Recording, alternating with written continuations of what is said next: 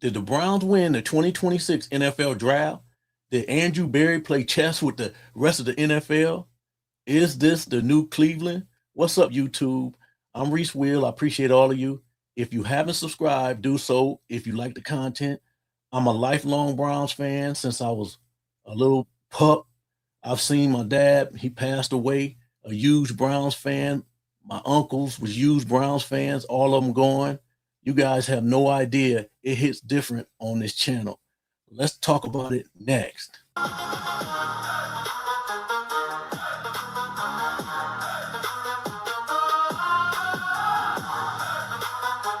the Cleveland Browns. If the Browns were to win this game at home. Now, I was talking about my dad. He converted me when I was 10 years old. I was a Cowboys fan, Roger Staubach, Tony Dorsett, Tony Hill, Randy White, Ed Too Tall Jones. They used to dress me up in Browns helmets and the whole 9 yards. Now, before I get to the draft and tell you what I think about it, I have to tell you my history with the Browns. I'm leading up to something, so stick with me. About this new Cleveland feeling. It was 4 times in my life that was big as a Browns fan growing up. Now, I've been through Red Right 88. The Red Right 88 game was a divisional playoff game as a part of it was a 1980-81 NFL playoffs. Then you got the drive when they had the offensive series in the fourth quarter. In 1986, I was in high school, AFC Championship game, quarterback John Elway. On the fumble, this was another one. The fumble with Ernest Biner. The team had Bernie Kosar and Ernest Biner, Kevin Mack, Reggie Langhorne, and Webster Slaughter. That was in the era of the Cardiac Kids. I've been through a lot of stuff. And I was a season ticket holder for 12 years back in 99 to like 2012. And I remember back in 2001 where it was Bottlegate. I don't know if you guys ever heard of Bottlegate. You look it up.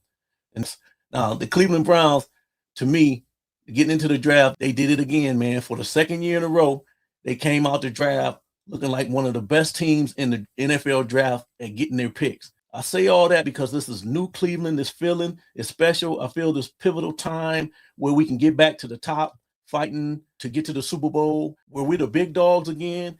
We back, Cleveland. Let's talk about what the Browns did to this point. Now, the Browns have drafted 3 offensive linemen. They assigned 2 free agents on the O-line, and they re-signed Kevin Jenkins, I believe it was. Kevin Jenkins, and traded for Tyvis Howard.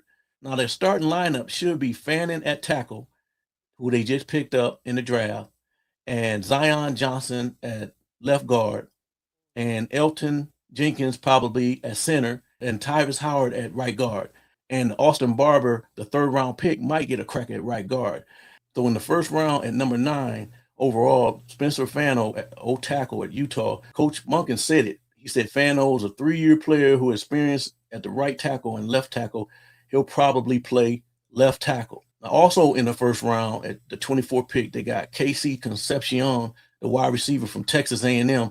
The Browns smoothly navigated the first round of the draft and traded back to get a pair of extra picks, grabbing that dynamic wide receiver, man. Concepcion. Cleveland needed to upgrade their wide receiver room. Last year, they ranked like 32nd in the league last season in receptions and touchdowns, man. Concepcion immediately brings some playmaking ability, some speed, man, at the position, and he's also a punt returner. So that was a great pick. Now, in the second round, at the 39th pick, the Browns picked Denzel Boston, wide receiver out of Washington. The Browns, they needed a big body at wide receiver. He's 6'3", and he's like 212 pounds, and he's a monster, man. So I'm looking forward to seeing him play and seeing what he can do this year. And they came back into the second round and got Emmanuel McNeil Warren. We needed a third safety to replace veteran Rayshon Jenkins, man. And the NFL, they're doing different things now. They're getting more hybrid defenders, man. So this is, a smart play for the future, as the current starters like Grant Delpit and Ronnie Hickman aren't signed to after the 2026 season. Cleveland Browns, Mel, you really liked what they did. Same. Across the board with Andrew Barrett. Now I'm looking at what they did, and you say, wow, again, does it fall right? Where every offensive lineman, when you trade down, you're staring in the face. Every one of them. Could have anyone they wanted. Yep. took Spencer Fano. Okay. So again, you're talking about helping out the quarterback, and I'm not going to mention my guy's name anymore, but whoever the quarterback is, there's going to have help around them because you're getting Judkins back. You got Sampson, you got all the people there, Fannin Jr., you got, all the entities need, the O-line, everything's coming along for Todd Monken there with the Cleveland Browns. So I gave them a high grade for obvious reasons. Just look at who they picked, look at where they picked them. And now all of a sudden that talent base around the quarterback, whoever it may be, will be a lot better than it was last year. I think the pivot player for the Browns is second-round safety Emmanuel McNeil-Warren. In the weeks leading up to the draft, one of the things that I like to do is ask my friends around the league, who do you see linked to the first round most often that you don't think will go in the first round? And the most common answer was Emmanuel McNeil-Warren. The league was cooler on the player than I think we were at times throughout the process. So if he's more of what we thought he was at times during the process, I had him 32 on the final big board. So a potential or a borderline first round pick, then the Browns got themselves a serious value. But yeah, and it's about covering. And some said, okay, can you why'd the Bears go for Dylan Thieneman? Because and let some guys go because coverage. They want cover guys. Yeah. It depends what you're looking for. You want a box safety, zone guy? That's Emmanuel McNeil-Warren. So it's how do you deploy Emmanuel McNeil-Warren? For some people, he would be overmatched. He couldn't do it. Okay. Yeah. Asking some people to go on Get Up and talk. If I go on and Get Up, I'm not going to be talking about the NBA. Okay. And college basketball. Sure about that? Okay. Yeah. No, I'll try, but I'll fail. Okay. So again, Emmanuel McNeil-Warren would have tried to do it, but he would have failed. But you get him in the right situation, get him where you can maximize his ability, he'll be really good.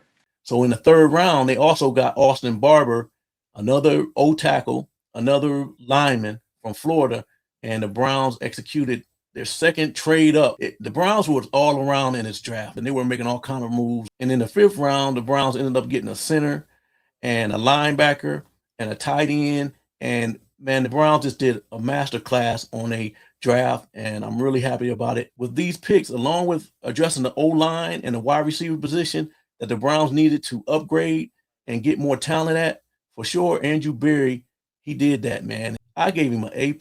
Now, my favorite player that he picked up in the second round was at 58 was Emmanuel McNeil-Warren, the safety out of Toledo. He's a beast, man, and he got him for great value. He was supposed to be in the first round.